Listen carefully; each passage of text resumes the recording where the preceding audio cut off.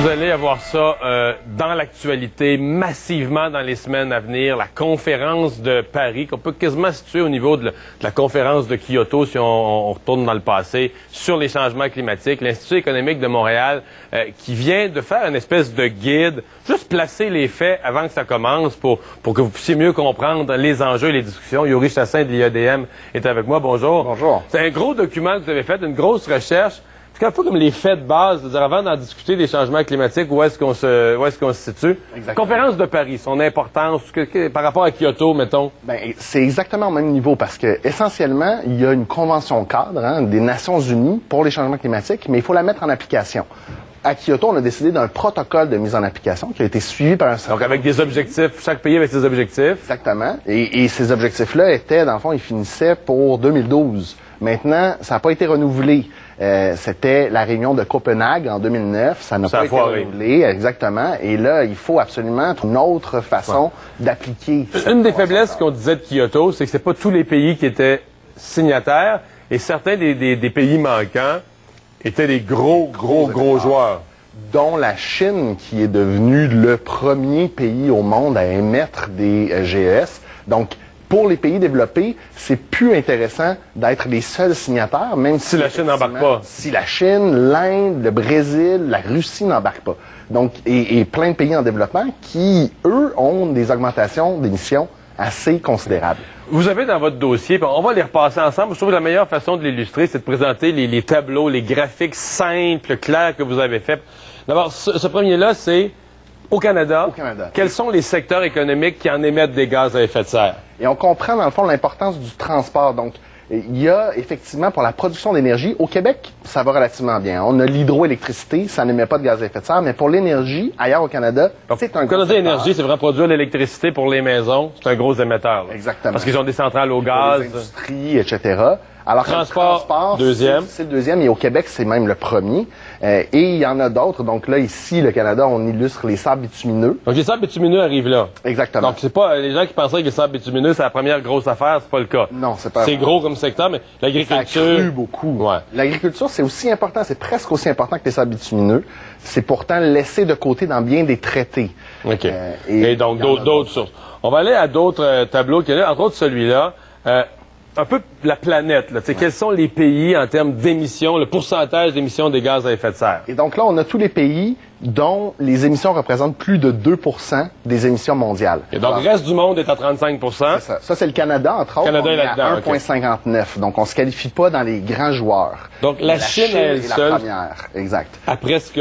Et à 24%, là. Ça, c'est considérable. Donc, 24% des GES sur Terre... C'est ça qu'on parle. 24% des GES sur Terre viennent de la Chine. Et là, on s'explique ça en se disant, bon, les Chinois sont nombreux, hein, mais même dans les émissions d'un Chinois, là, en moyenne, c'est plus élevé que les émissions d'un Français, en moyenne. Donc, Parce que leurs industries sont plus polluantes, leurs méthodes sont... Ils consomment beaucoup d'énergie.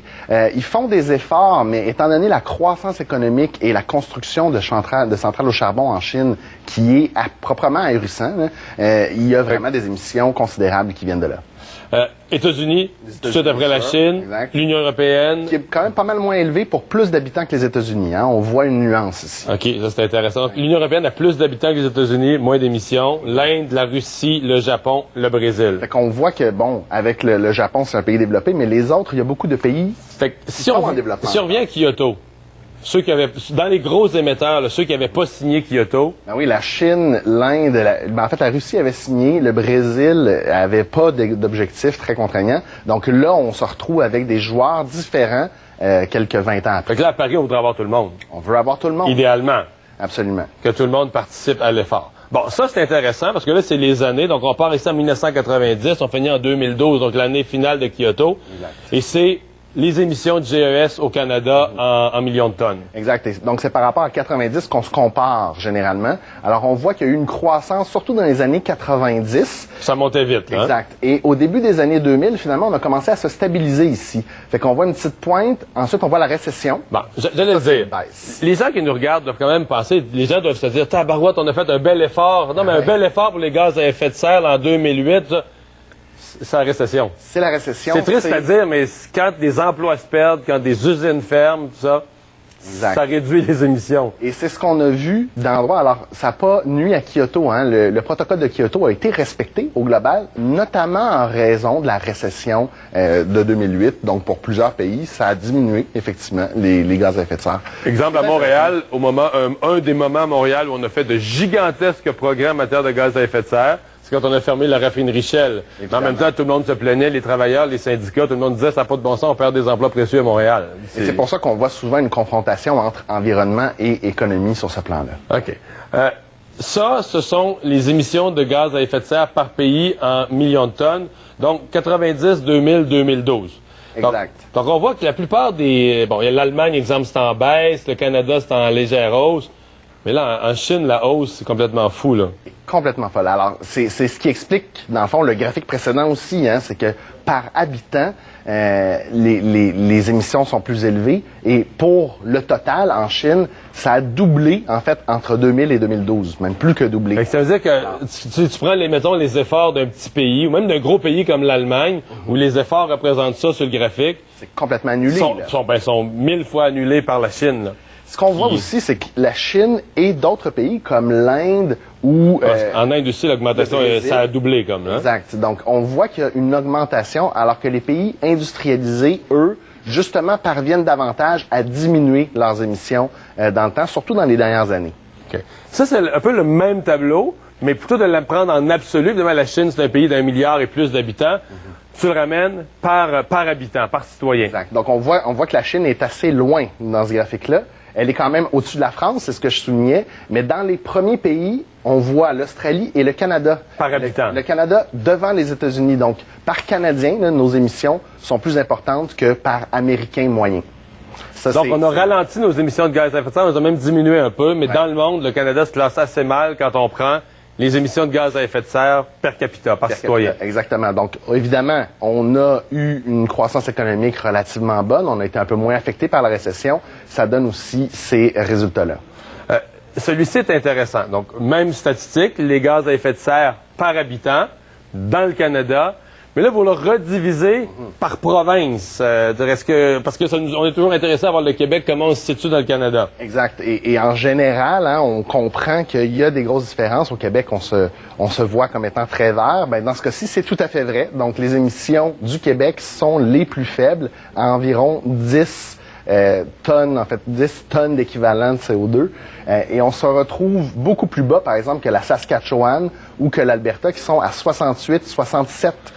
On comprend que ce sont les provinces qui produisent du gaz naturel, pétrole, en même temps, avec c'est des émissions de gaz à effet de serre, mais avec cet argent-là, l'ensemble du Canada vit aussi de péréquation et d'aide. Ce sont des industries lourdes. Alors, il faut le reconnaître. Évidemment, ça n'empêche pas que ce sont, dans le fond, des industries qui font des efforts, mais c'est pas encore assez suffisant pour qu'ils rejoignent la moyenne canadienne, loin de là.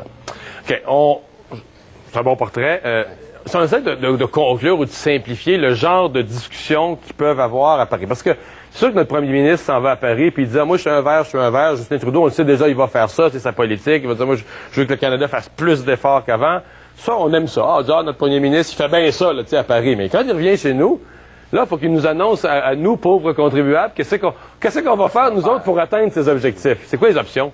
Alors, les options, essentiellement, il y a le marché du carbone, la taxe sur le carbone, qui sont deux mécanismes où on paye. Notre perception à nous, c'est qu'on paye déjà d'énormes taxes sur l'essence, plus qu'aux États-Unis, plus qu'ailleurs. Le marché du carbone, on paye un autre 3,5 sous de plus depuis le 1er janvier. Ouais. Les taxes sur l'essence ont été augmentées de 4 cents au début des années 2010, 11, 12, 13.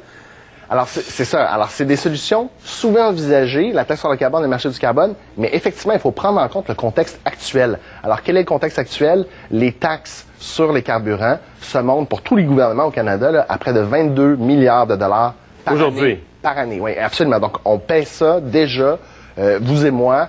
Et 22 milliards. Ça veut dire qu'on fait un effort déjà. C'est comme une taxe sur le carbone en termes de changement de comportement. Alors, il y a déjà cet effort-là et je pense que les gouvernements doivent le reconnaître parce que demander des efforts supplémentaires, c'est plus difficile. Alors, évidemment, quand on a des politiques où on augmente les taxes sur l'essence, il faut peut-être que ce soit fiscalement neutre, hein, qu'on baisse d'autres taxes, d'autres impôts. Par exemple, l'impôt sur le revenu, comme la Colombie-Britannique l'a fait. Donc, ça, c'est une piste plus intéressante parce que les libéraux ont promis, effectivement... Donc, tu baisses l'impôt, tu laisses plus d'argent dans les poches des gens, tu leur dis, on vous augmente la taxe sur l'essence. Donc, si vous arrangez pour utiliser moins d'essence, vous allez pouvoir garder cet argent-là. Exact, parce que le but, c'est pas d'appauvrir les gens. Il faut pas que ce soit d'appauvrir les gens.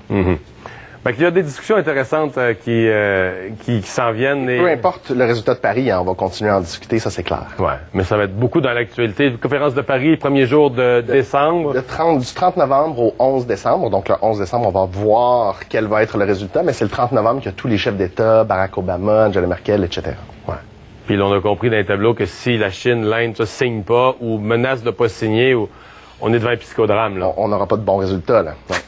Merci beaucoup, Yuri. Fort intéressant. On va s'arrêter pour une pause. Au retour, les offres du gouvernement du Québec à ses salariés.